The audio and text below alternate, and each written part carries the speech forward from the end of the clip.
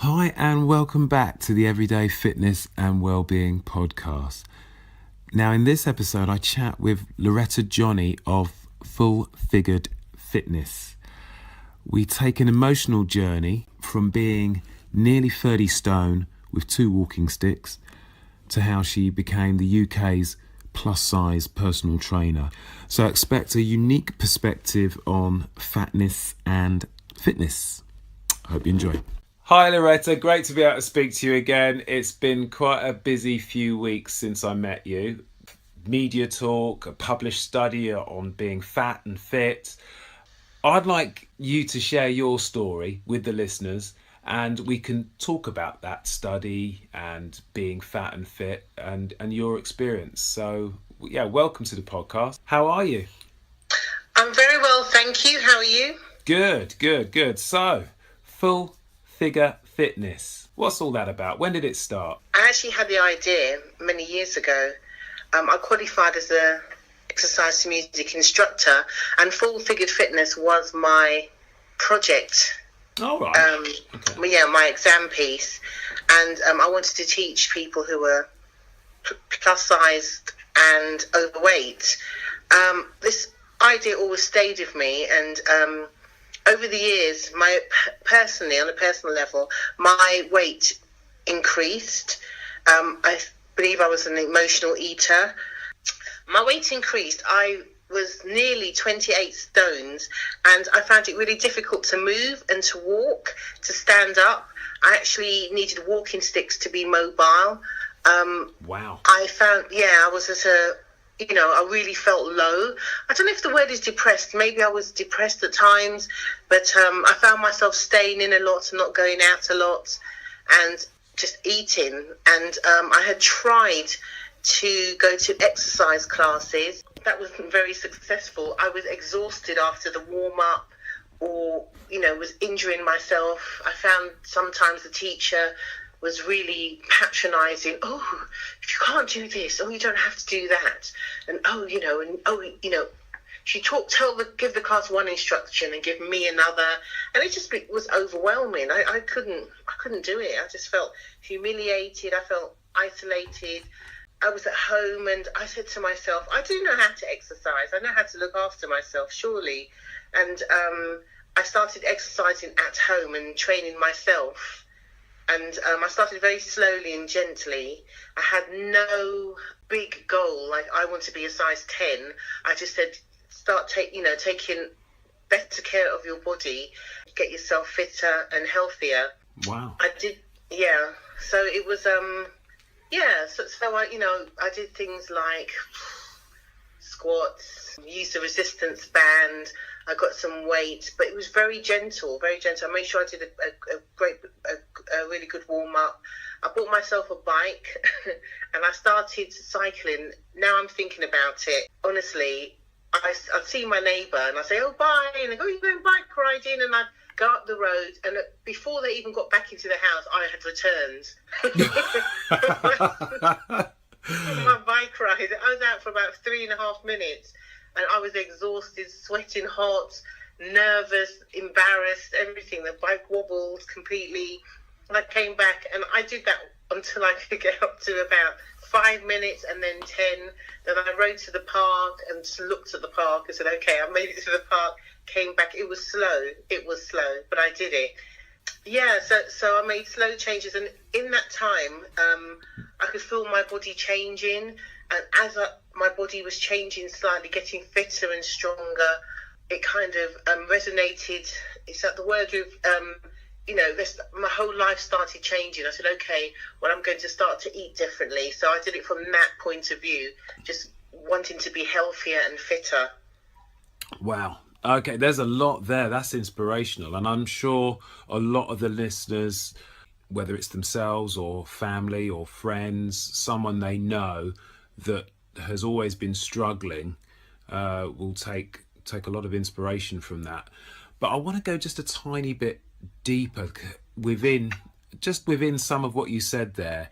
A time frame. How long ago was this, or when? I think I've been putting on weight since I was a teenager because of one thing or another, and my weight was going up and it was going back down again and up and back down. And each time it was climbing and getting that much, and that's typical of a lot of people. About 4 years ago, I was made redundant, but I realised how unhappy I was with life, with everyone, everything. I was just not happy. Sure. And I had been doing what I felt I had to do for many years, and I wanted to do something that I wanted to do. I sat down and had a real, without any noise or sound, I just had to sit down and think, what does Lauretta want? And I wanted to be fitter, healthier, richer. But, I wanted to be abundant, in terms of life, love, finances, just everything. I wanted everything to be great in my life, and it just wasn't. And I was the captain of this ship, and it was slowly sinking. I just wasn't not in a good place. So, sorry to interrupt. You was so at this time of being made redundant, were you 28 stone then, or?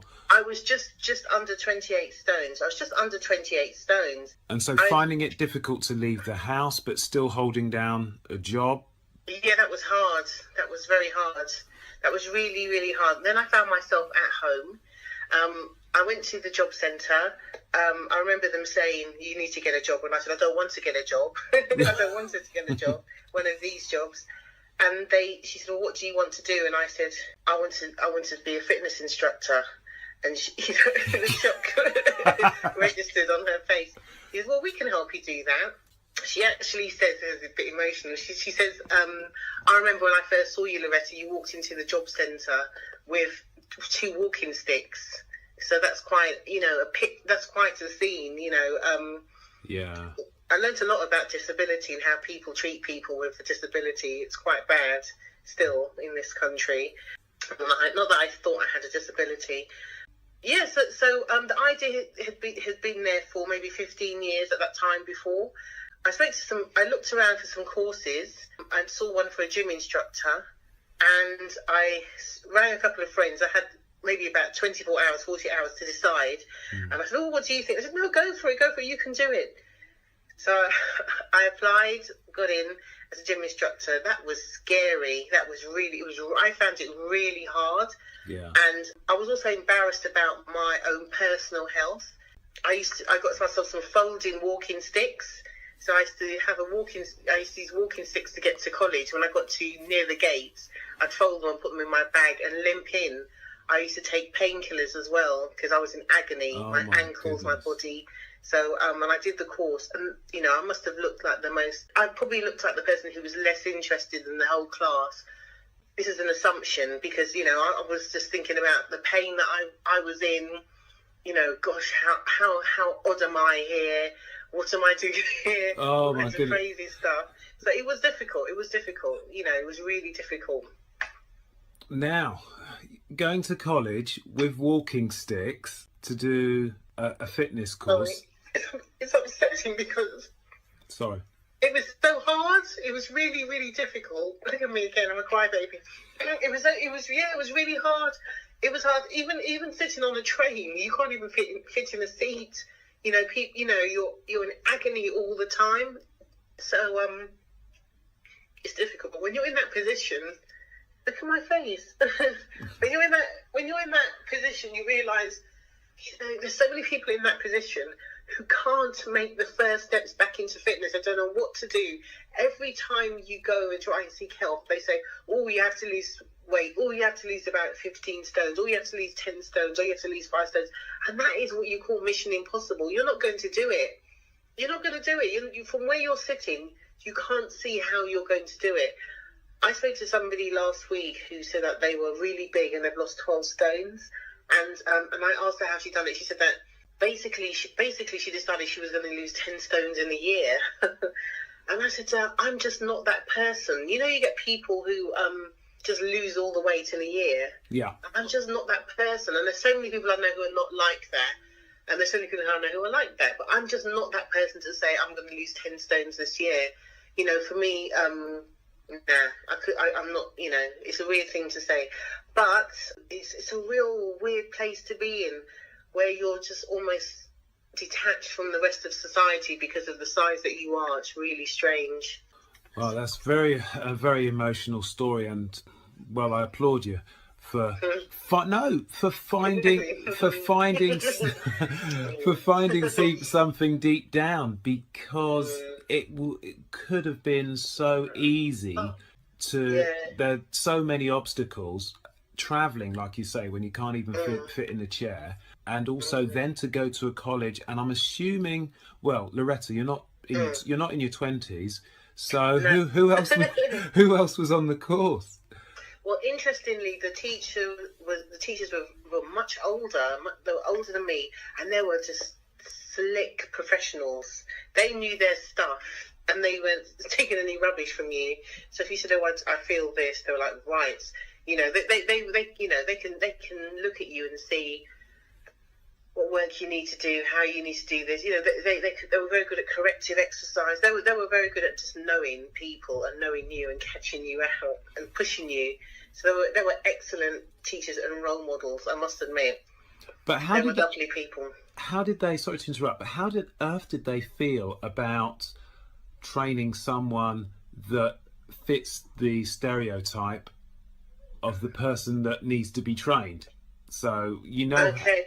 I don't know it from their point of view, but they treated me the same as everyone else. I think good. I might have been a bit irritating because they had a lot of self-doubt, or they had to deal with. That's always hard to deal with. Like, oh yeah, no. I talk myself down often, and if we all had to do something, I was the last. Right.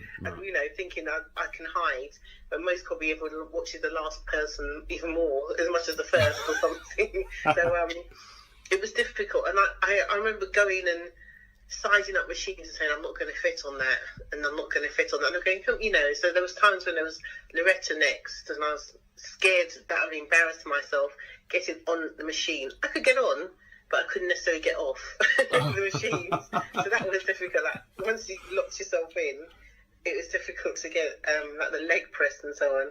I found it hard to get off the machines, so that was interesting. So it was very, and I found myself saying, which maybe I never said it that much, I can't do that, I don't know how to, or this is, and I wasn't flexible at all. So when they were doing squats with a Swiss ball at the wall, I just had to, there's no way I would go down but not back up or something. I found it a real emotional challenge. I had to try and quickly argue with myself, tell myself, encourage myself to not have to not go into meltdown. So it was hard. It was hard for me.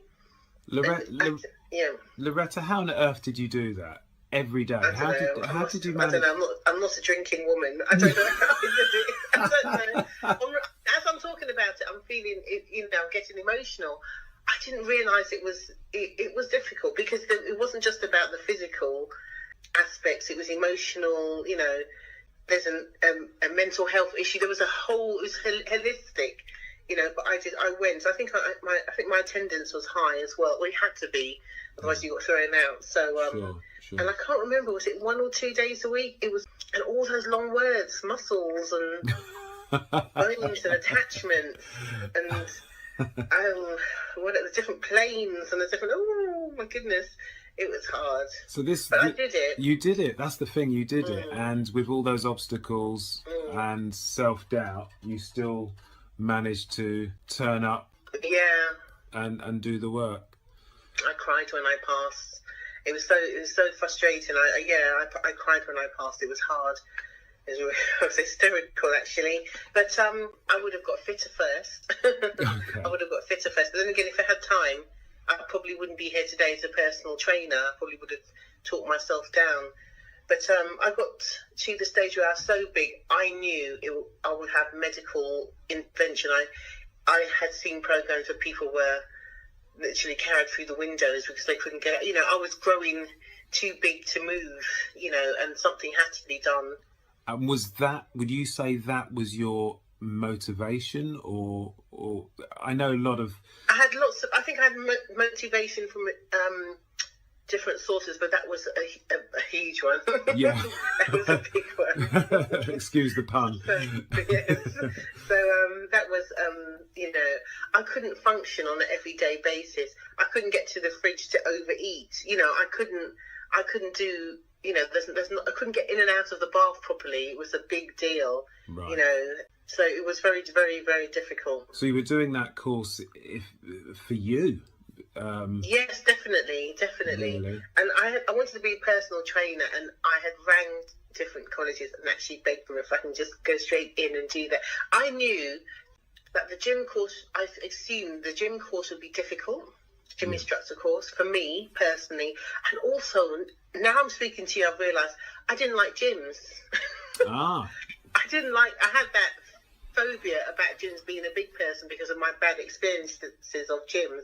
So that's why I've only just realised it was a challenge. Sure. And I do want to talk to you about gyms. And if we scroll back to when we first met, it was at Elevate 2017, a few weeks ago. You were on a panel talking about being fat and fit. You were sat with other professors, you were sat with doctors, and I have to admit it was quite a enlightening and interesting debate. And the reason why I stopped and spoke to you afterwards is I was moved by part of your story. You've gone into more detail just now, but you mentioned that journey of someone who's obese, overweight, they haven't been to a gym, but they feel they have to join a gym.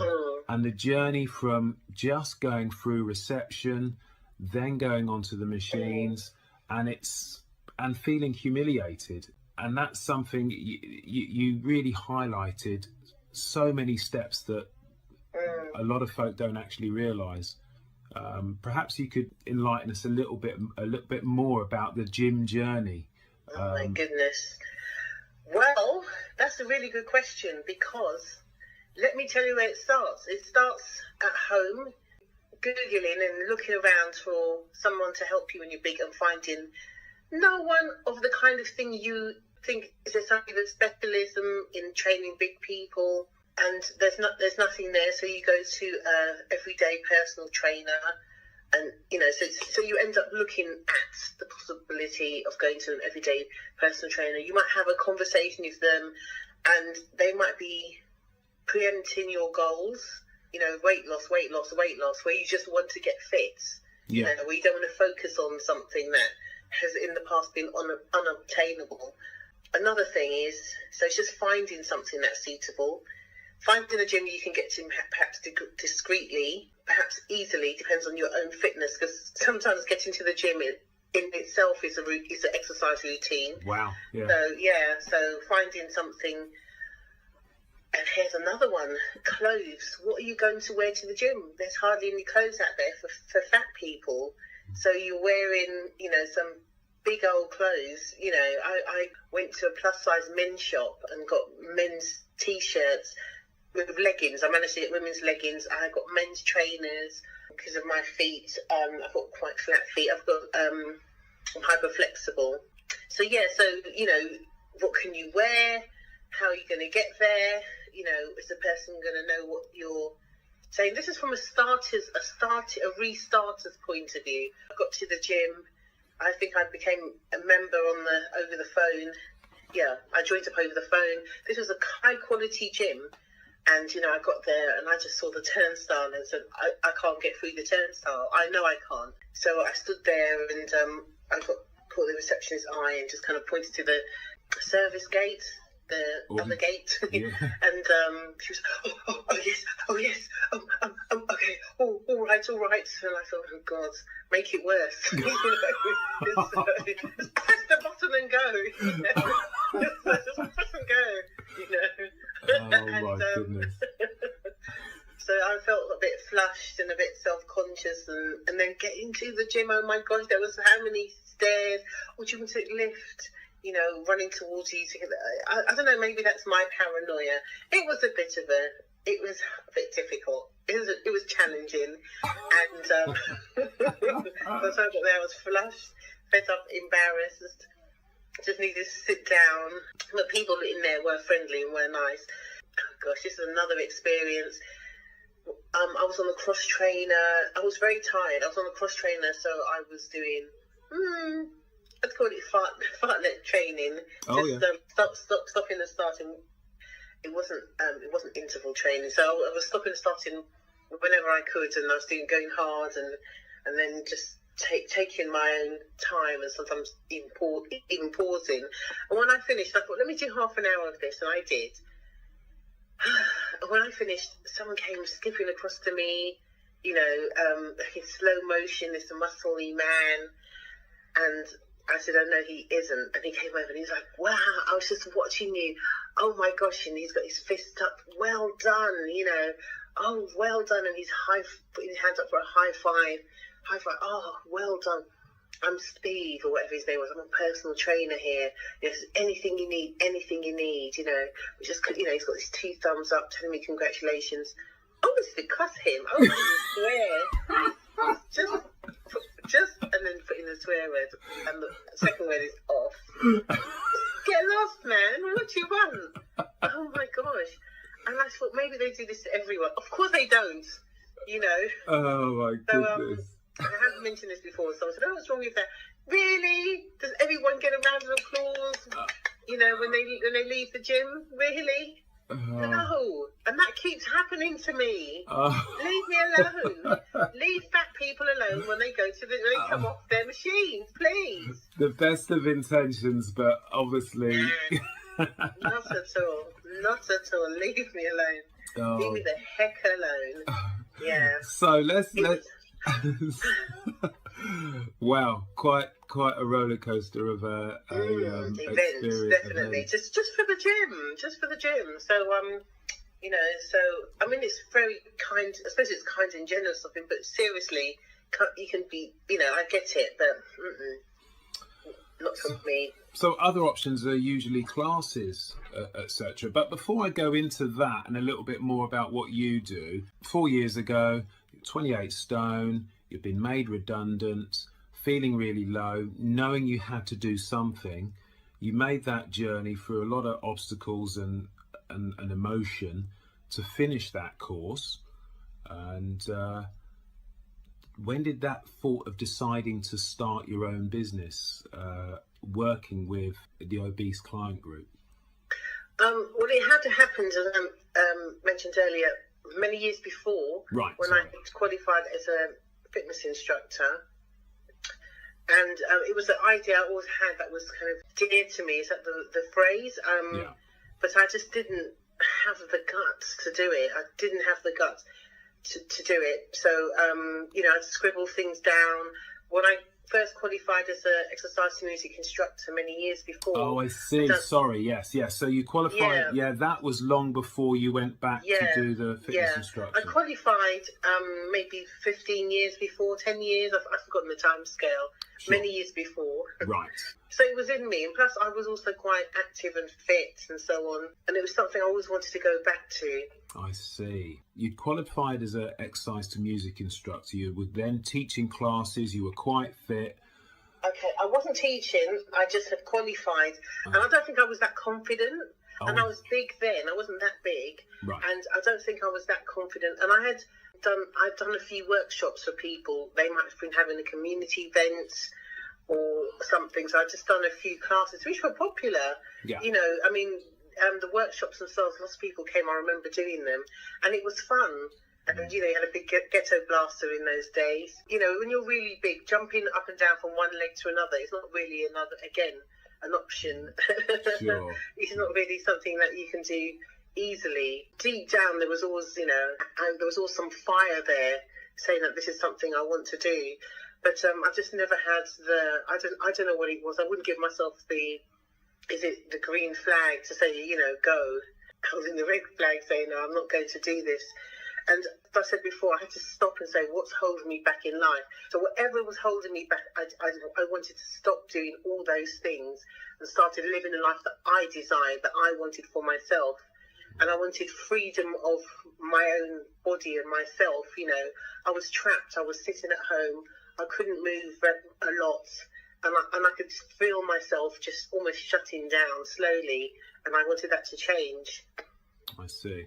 But what has been really emotional and really almost really difficult as well is hearing other people's stories as well about their fitness. They're very similar. They're very similar in terms of there's in terms of that I didn't know what to do and where to go. That part. Right. That's where our paths all cross. Sure. I spoke to someone recently who has had my number for a year. That's really interesting. I need to speak to them again, so I waffle. But that was really interesting. It'd be interesting to know why a year, why over a year. I've had emails from all over the world. I've had lots from all over the UK, and I've heard lots of people's stories about themselves. I've had loads of phone calls from people's friends who are concerned about them, or workmates I've had, and also people's family, like the brother or sister or the son will call for them. Hold on.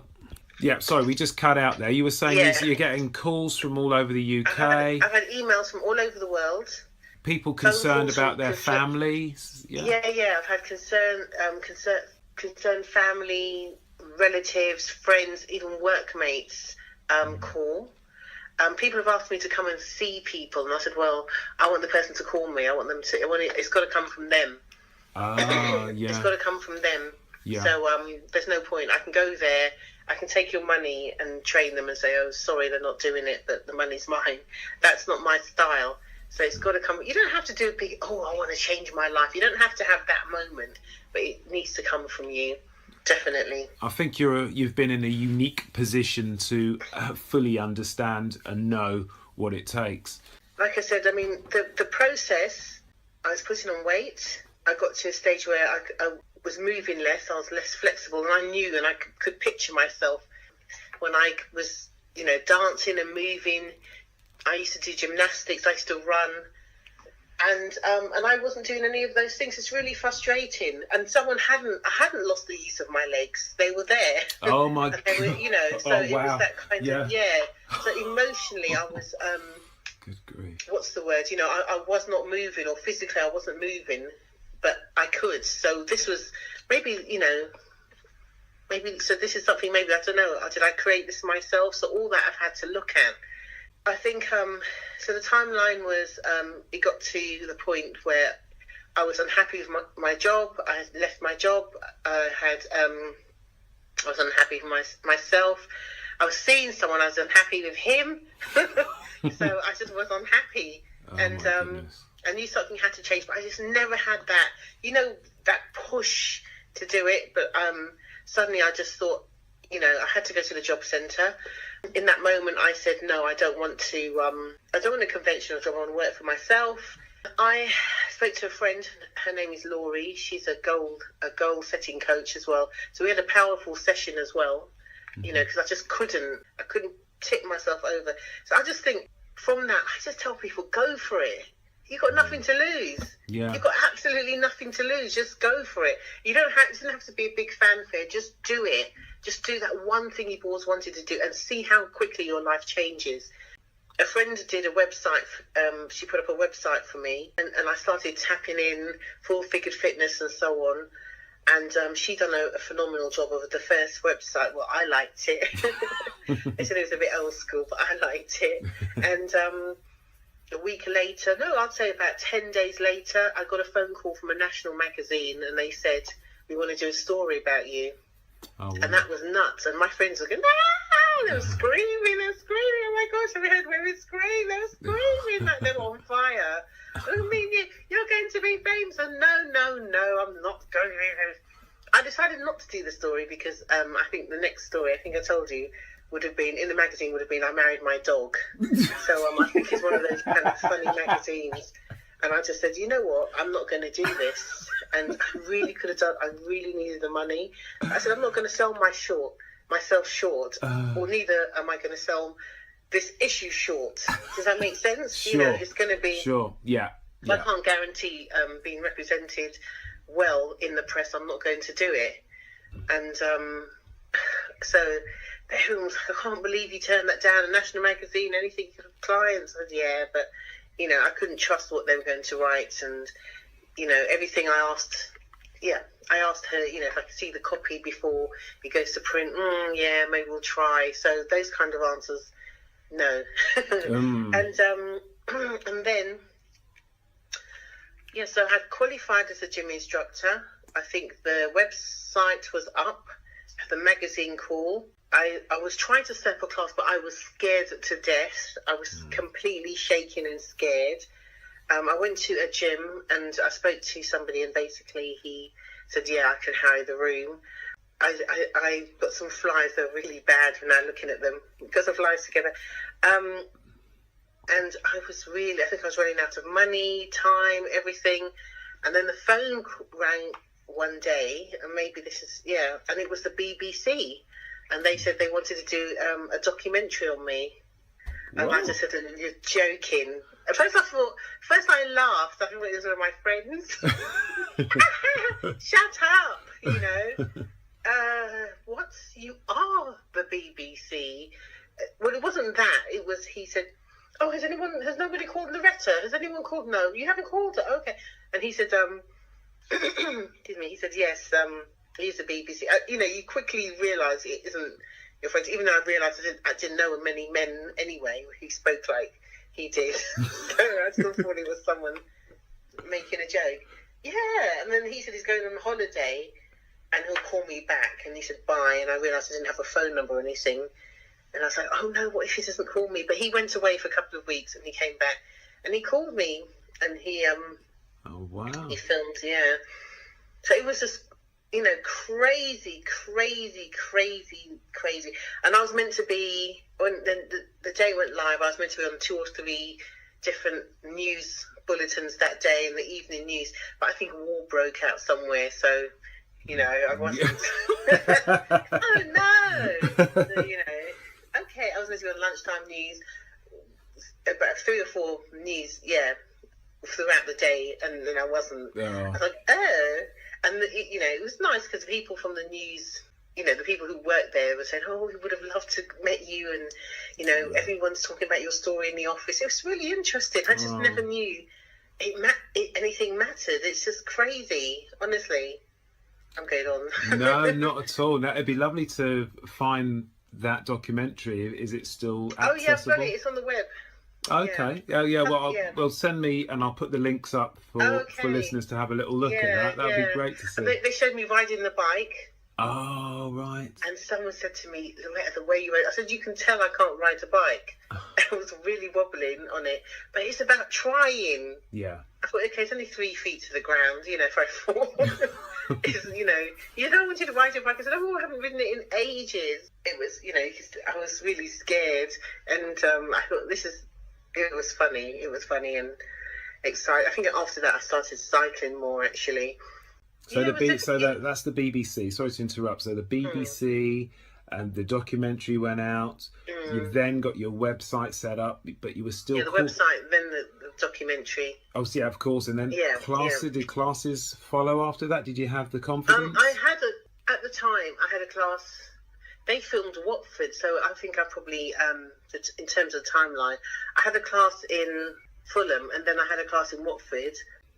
Yeah, and we managed to, for the class, we had to get more people. We did a big advertising thing. We got more people there, just to make sure we had lots of people for the filming. But it was fun.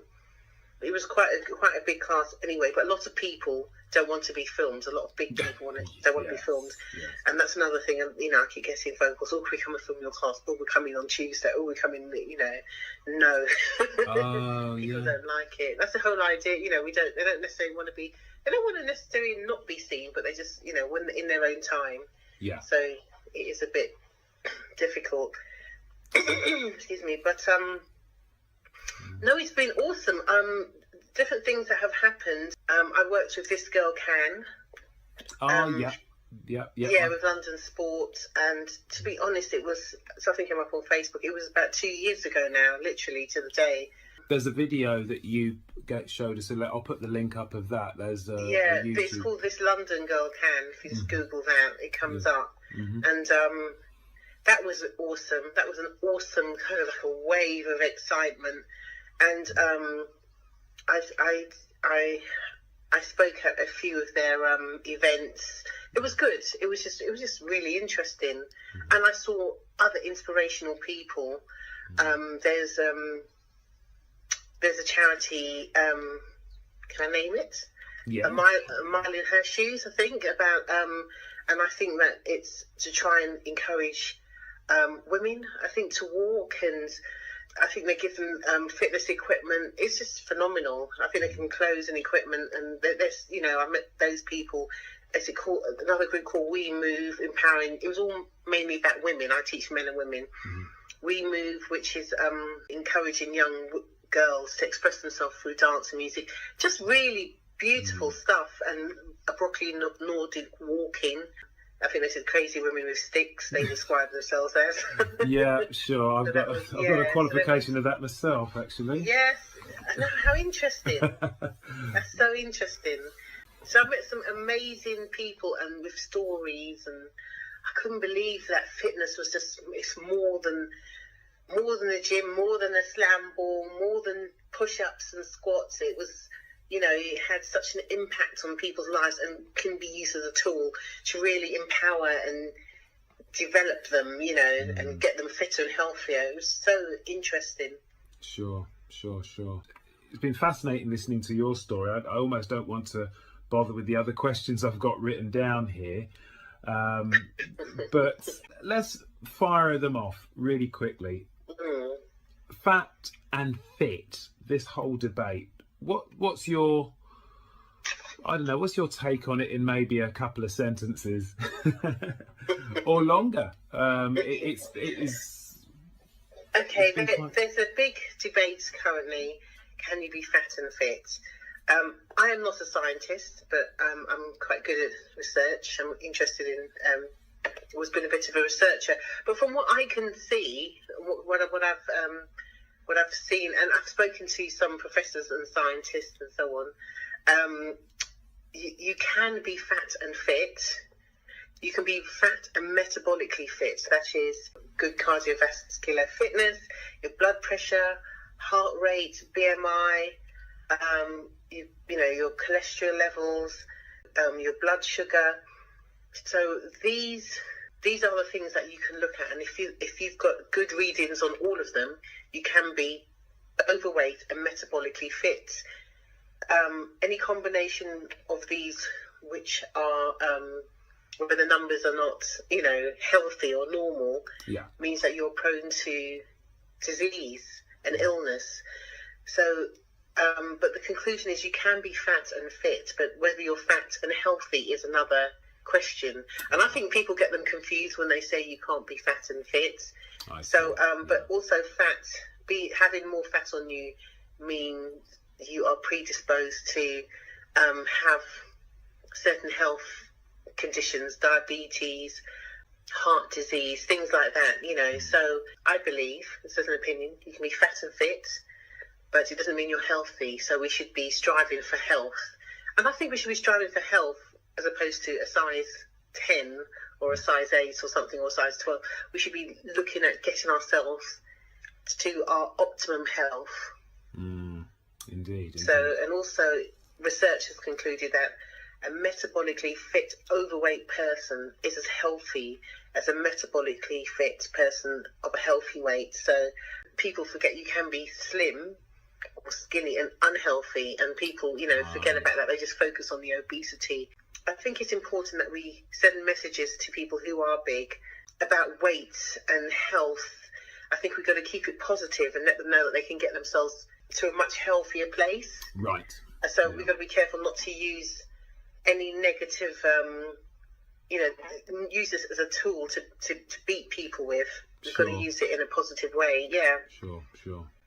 Okay, I think we'll definitely cover that in more depth in part 2, because there's a whole debate we could start talking about, which I listened in another panel at that conference about being over the effectiveness of certain exercise protocols like high intensity interval training, which is great, has been proven to really deliver over other modalities, but for the overweight person, a hit really intense when they're finding it tough just to get to the gym in the first place, to then push themselves. I think the best way it was described by I'll find the guy's name in the notes.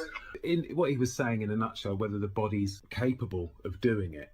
If it's capable and it's not going to break, shall we say, you're not going to injure yourself, then fine, HIIT is ideal. But I'm going off on a tangent.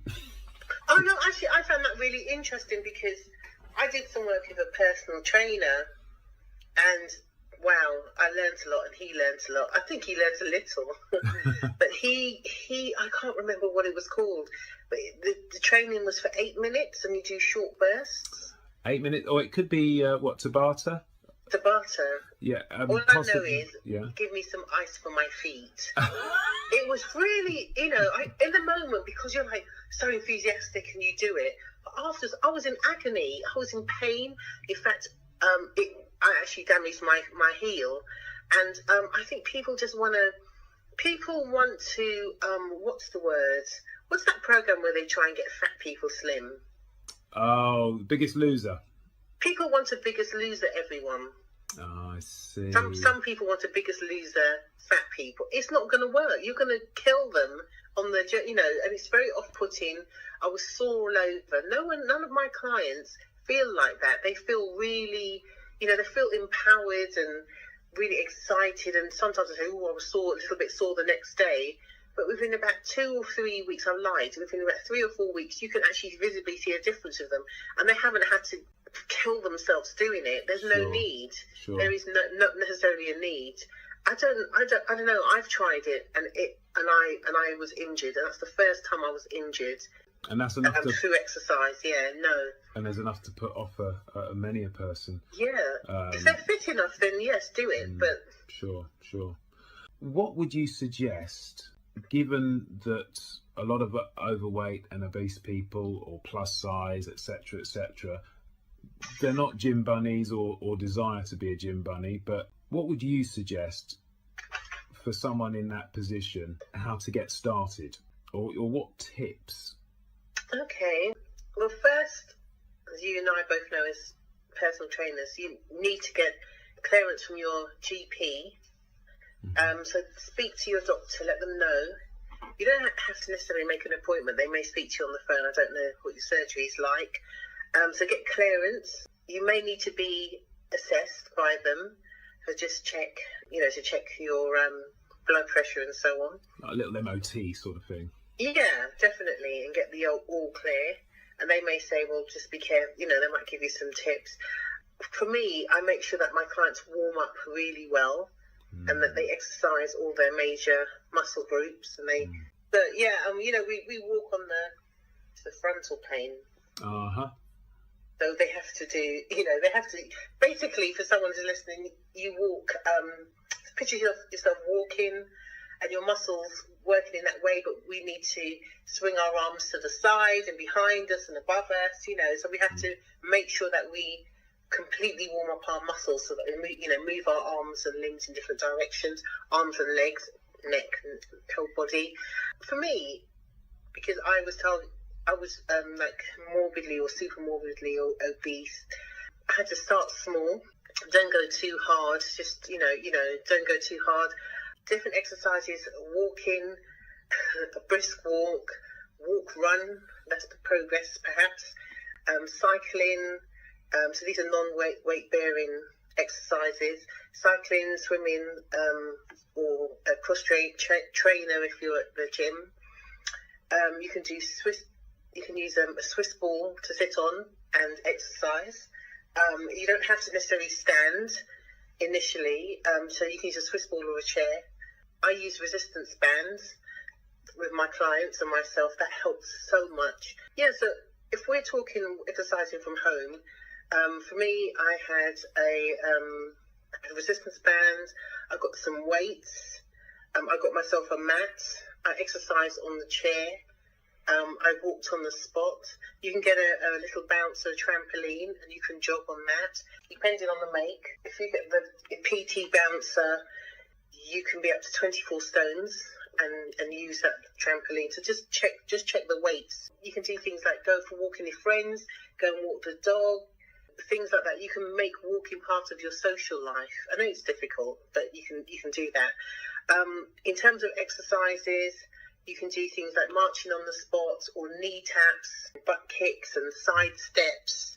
I think for me, it was very difficult sitting on the floor and getting up. So all my floor exercises had to be done at once, maybe sitting up and then turn over and then do any other ones like 3/4 press-ups or box press-ups and then turn back over and get up. So I had to treat myself very delicately and be kind to myself while doing it and not beat myself and just tell myself I'm getting stronger and healthier.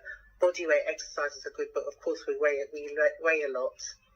But it doesn't have to cost you much. There's lots of different ways. I think that's important what you said there about not beating yourself up. Yeah. And just appreciate that you're doing something. Definitely. As opposed to Definitely. nothing. Yeah. Definitely. And I think for me, we focus on getting ourselves fitter. And then you start saying to yourself, oh, actually, I'm not going to have that. I'm not going to, I've been exercising. I've exercised for half an hour or 1 hour today or 20 minutes for 3 days in a row. So then you start making other changes. I try and encourage people to drink a lot more water and swap any sweet drinks or any drinks for water and try and, eat fruits and vegetables and not to eat processed foods as well. So there's, some simple changes. It's not about waking up one day and going, ta-da, but some people are like that. But just some swaps and changes and integrating these kind of things into your life. Okay, Lauretta, thank you ever so much for doing this. And thanks for agreeing to do a part 2. I think that'll be really interesting. We can really chew the fat. Excuse the pun. Did I really say that? So to speak. Anyway, listen, how can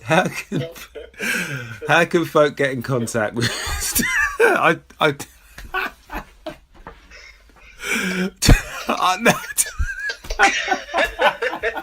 You see, happiness is contagious. Indeed. Right. How can people get in contact with you?